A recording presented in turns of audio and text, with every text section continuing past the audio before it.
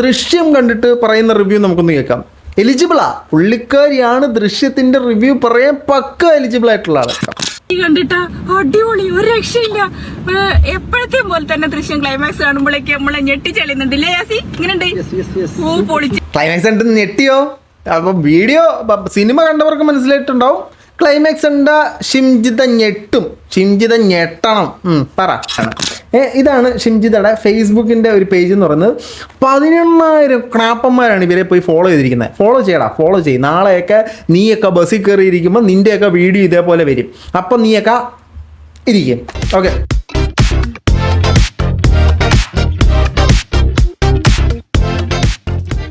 ഈ കാണുന്ന ആളെ നിങ്ങൾക്കൊക്കെ അറിയാമെന്ന് ഞാൻ വിശ്വസിക്കുന്നു. ഇതാണ് നമ്മുടെ ഷിംജിത.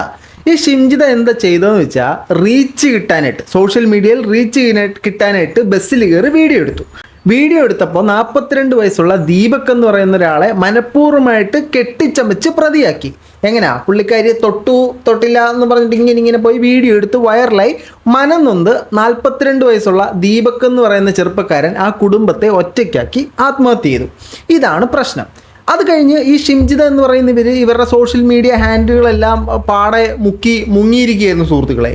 ഇപ്പോൾ വന്നിരിക്കുന്നു അശ്വന്ത് ഗോക്കിനെ വെല്ലുന്ന പ്രകടനവുമായി പുതിയ റിവ്യൂവർ എന്നൊരു തസ്തികയിൽ. നമുക്ക് പുള്ളിക്കാരി ദൃശ്യം കണ്ടിട്ട് പറയുന്ന റിവ്യൂ നമുക്കൊന്ന് കേൾക്കാം.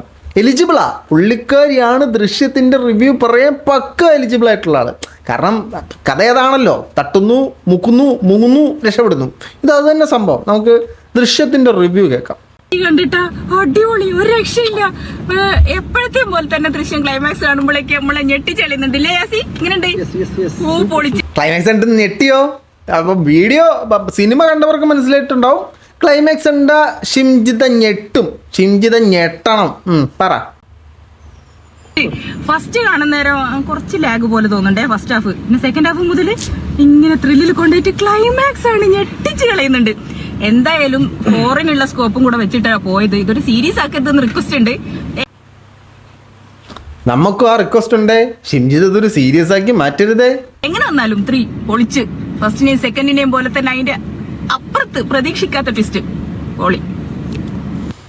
ഓക്കെ, ഷിംജിത. അപ്പോൾ ഷിംജിതയുടെ വീഡിയോയുടെ സാധനമായിട്ട് വന്നിരിക്കുകയാണ്. ഷിംജിത ഇപ്പോൾ സിനിമ റിവ്യൂ, ട്രാവൽ റിവ്യൂ, ഇങ്ങനെ പറന്ന് നടക്കുകയാണ് ഷിംജിത.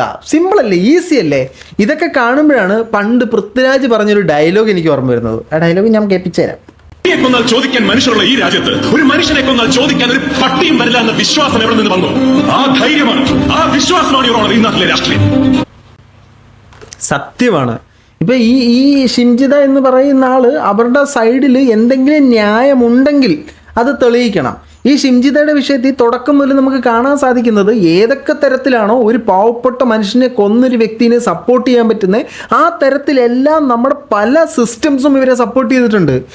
എല്ലാവരെയും ഇത്തരത്തിലൊരു പ്രതിയെ പോലീസ് ജീപ്പിൽ കൊണ്ടുവരേണ്ടപ്പോൾ ഇവരെ കൊണ്ടുവന്നാരാ? ആ കേസ് അന്വേഷിക്കുന്ന അന്വേഷണ ഉദ്യോഗസ്ഥൻ്റെ കാറിനകത്ത്, പ്രൈവറ്റ് കാറിനകത്ത്. ആ സാധനം ആദ്യം പുറത്തുവിട്ടത് ഞാനാണ്. അത് നിങ്ങൾക്ക് സെർച്ച് ചെയ്താൽ കിട്ടാൻ പറ്റും. ആ കാർ നമ്പരൊക്കെ വെച്ചിട്ട് ഫസ്റ്റ് അത് പുറത്തുവിട്ട ഞാനാണ്. അപ്പോൾ ഒരു കുടുംബത്തിൻ്റെ ബേസിക് ആയിട്ടുള്ള ആ കുടുംബത്തിൻ്റെ ഒരു ഹോപ്പിനെ തന്നെ നഷ്ടപ്പെടുത്തിയിട്ട് നമ്മൾ സിനിമ റിവ്യൂ ചെയ്ത് ട്രിപ്പൊക്കെ അടിച്ച് ആഗ്രയിൽ പോയി, കർണാടകയിൽ പോയി, തെലുങ്കാനയിൽ പോയി ലാവിഷായിട്ട് ജീവിതം ആസ്വദിക്കുന്നു. ആ ഒരു കുടുംബമോ എന്നേക്കും തീരാ ദുഃഖമായിട്ട് നിൽക്കുന്നു. ഇനി ഇതുമാത്രമല്ലടെ, ഷിംജിത കുറേ സാമാനങ്ങൾ ഇട്ടിട്ടുണ്ട്. ആദ്യം നമുക്ക് ഷിംജിത ഇപ്പോൾ ഭയങ്കര ആക്റ്റീവായിട്ട് നിൽക്കുന്നത് ഫേസ്ബുക്കിലാണ്. ഇതാണ് ഷിംജിതയുടെ ഫേസ്ബുക്കിൻ്റെ ഒരു പേജ് എന്ന് പറയുന്നത്. 11,000 ക്രാപ്പന്മാരാണ് ഇവരെ പോയി ഫോളോ ചെയ്തിരിക്കുന്നത്. ഫോളോ ചെയ്യടാ, ഫോളോ ചെയ്യും. നാളെയൊക്കെ നീയൊക്കെ ബസ്സിൽ കയറിയിരിക്കുമ്പോൾ നിൻ്റെയൊക്കെ വീഡിയോ ഇതേപോലെ വരും. അപ്പം നീയൊക്കെ ഇരിക്കും. ഓക്കെ, എന്നിട്ട് ഷിംജിത അതിൽ എഴുതി വെച്ചേക്കുന്നു ഹ്യൂമൻ ബീയിങ് എന്ന്. ഇത് എന്താണെന്ന് എനിക്ക് മനസ്സിലായിട്ടില്ല. എന്നിട്ട് എന്തോ ഗെയിമൊക്കെ ഇട്ടിട്ടുണ്ട്, എനിക്കൊരു പിടിയില്ല. ഏതായാലും ഇതാണ് ഷിംജിതയുടെ ID. ഷിംജിത പ്രൊഫൈലിൽ കുറച്ച് സാധനങ്ങൾ, കുറച്ച് കോട്ടുകൾ എഴുതി ചാമ്പിയിട്ടുണ്ട് സുഹൃത്തുക്കളെ. നമുക്ക് ആ കോട്ടുകളൊന്ന് വായിക്കാവേ. ചിലതൊക്കെ ചിരിയിൽ തന്നെ വായിക്കാം. ഹാപ്പിയല്ലേ ഷിംജിത? ഹാപ്പിയല്ലേ? നമ്മളത് കേരളത്തിലെ ജനങ്ങൾക്ക് അതറിഞ്ഞാൽ മതി. ദീപക്കിൻ്റെ കുടുംബം വിഷമിക്കുന്നില്ലയോ? ഷിംജിത ഹാപ്പിയാണോ? ഷിംജിത ഹാപ്പിയാണ്. ഇനി ഷിംജിത നീട്ടി കുറുക്കി എഴുതി വെച്ചൊരു സാധനമുണ്ട്, ഞാൻ വായിക്കാം. ചുവപ്പിനോട് എനിക്ക് പ്രണയമാണ്. ചുവപ്പിനോട് പ്രണയം തോന്നും. കാരണം രക്തത്തിൻ്റെ നിറം ചുവപ്പാണ്. അതുകൊണ്ടായിരിക്കുമല്ലോ നീ ഓരോരുത്തരുടെ ചോര തിന്നുന്നത് അല്ല കുടിക്കുന്നത്. മനുഷ്യർ എത്ര വേർപിരിഞ്ഞാലും അവൻ്റെ ഉള്ളിൽ ഒഴുകുന്ന ഒരേ നിറമല്ലേ? കറക്റ്റ്, ചുവപ്പ്. ജാതി മാറാം, മതം മാറാം, ഭാഷ മാറാം, മുഖങ്ങൾ മാറാം, പക്ഷെ മുറിവേറ്റാൽ എല്ലാവരും ഒരേ നീറ്റലാണ് ചോരുന്നതോ നീറ്റൽ ചോരുമോ? അപ്പം നിനക്കറിയാം മനുഷ്യൻ്റെ ദേഹത്ത് ചോരയുണ്ട്, അവൻ്റെ വേദനയുണ്ട്, നീറ്റലുണ്ടെന്നൊക്കെ. ഇങ്ങനെ നമ്മൾ അറുത്ത് മുറിച്ച് വരുന്നത് മാത്രമല്ല ചോര. ഒരു മനുഷ്യനെ മാനസികമായി വിഷമിപ്പിക്കുമ്പോൾ ആ മനുഷ്യൻ്റെ ജീവിതം തന്നെ തകർക്കുമ്പോൾ നിനക്ക് ഈ വിഷമവും വേദനയും ഒന്നും തോന്നിയില്ലേ? ബാക്കി വയ്ക്കാം. ചില നിമിഷങ്ങളിൽ കണ്ണുകൾ മാത്രം കലക്കാം, പക്ഷേ ചുവപ്പ് നേരെ ഹൃദയത്തിലേക്ക് കയറിപ്പോകും.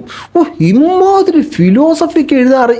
അനക്ക് റീച്ച് ഉണ്ടാക്കാനുള്ള ഈ മാർഗം സ്വീകരിച്ചാൽ മതിയായിരുന്നു. അതിന് പകരം പാവപ്പെട്ട് അതിലേക്ക് ഞാൻ വരുന്നുണ്ട്. അമ്മ കുഞ്ഞിനെ ജനിപ്പിക്കുമ്പോൾ ചിന്തിക്കുന്നത് ചുവപ്പാണ്. ഇതാണെന്തോ.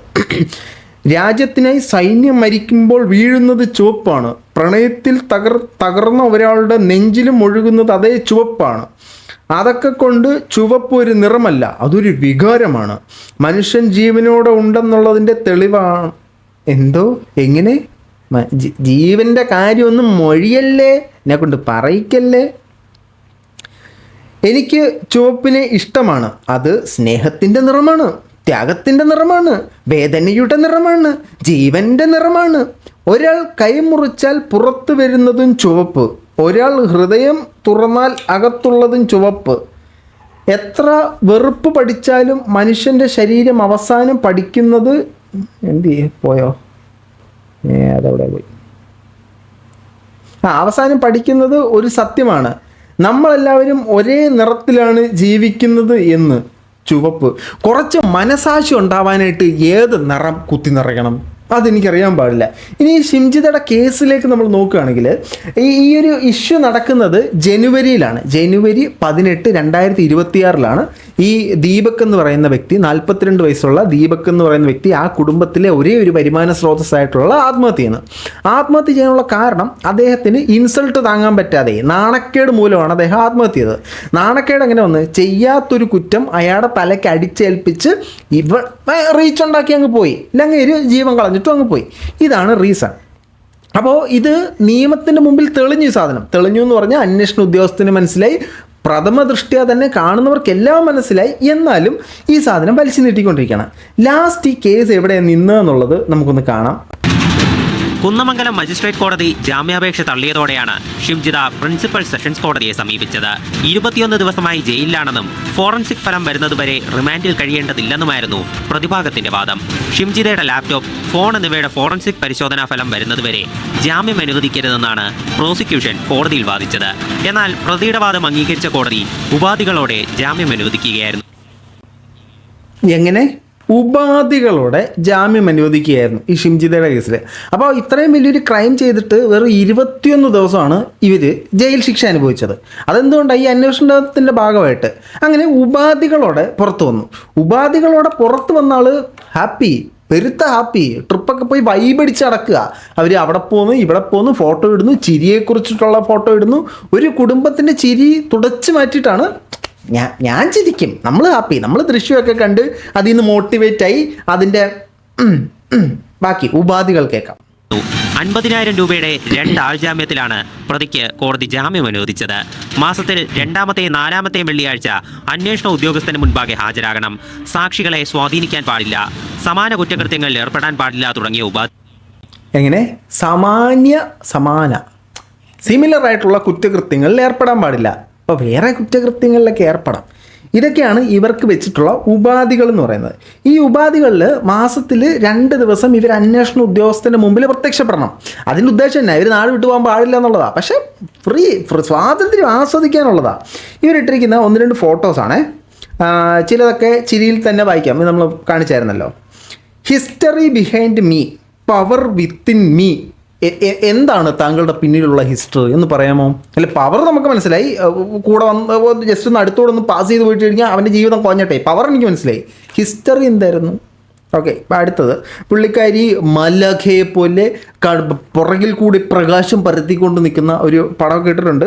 ഏതായാലും ആള് ഹാപ്പിയാണ്, ആള് ഭയങ്കര ഹാപ്പിയാണ്. ഇനി ഈ ഒരു വിഷയം നടന്നത് ജനുവരി മാസത്തിലാണല്ലോ. ഫെബ്രുവരി മാസത്തോടെ ഈ കേസിൻ്റെ സകല അപ്ഡേറ്റുകളും തീർന്നു.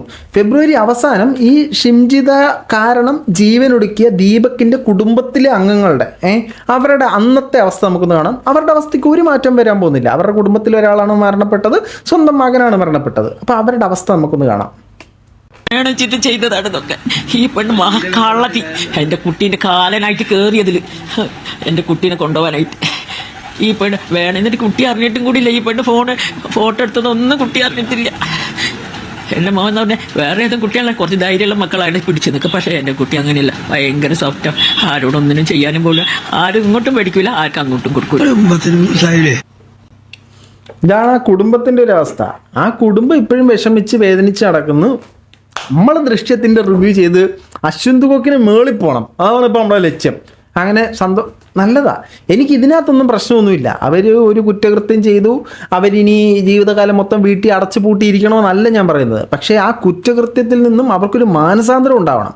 അവർ നല്ലൊരു ആളായിട്ട് മാറണം.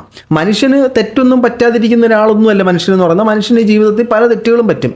ആ തെറ്റുകളെ നമ്മൾ എങ്ങനെ അപ്രോച്ച് ചെയ്യുന്നു, അതിൽ നിന്ന് എന്ത് മാറ്റം നമ്മുടെ ജീവിതത്തിൽ കൊണ്ടുവരുന്നു എന്നുള്ളതാണ്. ഇപ്പോൾ ഇവരൊരു മാറ്റവും കൊണ്ടുവന്നിട്ടില്ല. ഇവരിപ്പോഴും ഇവരുടെ ചിരിയും സന്തോഷവും ട്രിപ്പും വൈബും ദൃശ്യവും ഒക്കെ ആയിട്ട് പൊയ്ക്കൊണ്ടിരിക്കുകയാണ്. ഈ ദീപകിൻ്റെ വിഷയത്തിനെ കുറിച്ച് ഇവരൊന്നും അതിസംബോധന ചെയ്യുന്നില്ല. അതൊരു പക്ഷേ കേസിൽ കിടക്കുന്നുണ്ട്, അതിസംബോധന ചെയ്യാൻ ഇവർക്ക് പറ്റുന്നുണ്ടാവില്ല. പക്ഷേ ഇപ്പോഴും പല ആൾക്കാരെയും പ്രൊവോക്ക് ചെയ്യുന്നവരാണ് ഇവരുടെ പല കാര്യങ്ങളും. എനിക്ക് തോന്നുന്നു ഇവരുടെ കമൻറ്റ് ബോക്സിൽ നോക്കുമ്പോഴും പല കാര്യങ്ങളൊക്കെയാണ് കാണുന്നത്. എന്തായാലും കൊള്ളാം.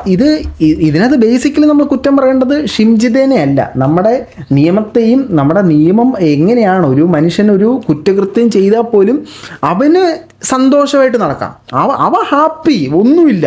ഇതിനി വിധി വരെ എത്ര നാളെടുക്കും? ഒരു 7-8 വർഷം. നമ്മൾ കണ്ട കേസാണല്ലോ, നമ്മൾ ഗ്രീഷ്മയുടെ കേസൊക്കെ നമ്മൾ കണ്ടതാണ്.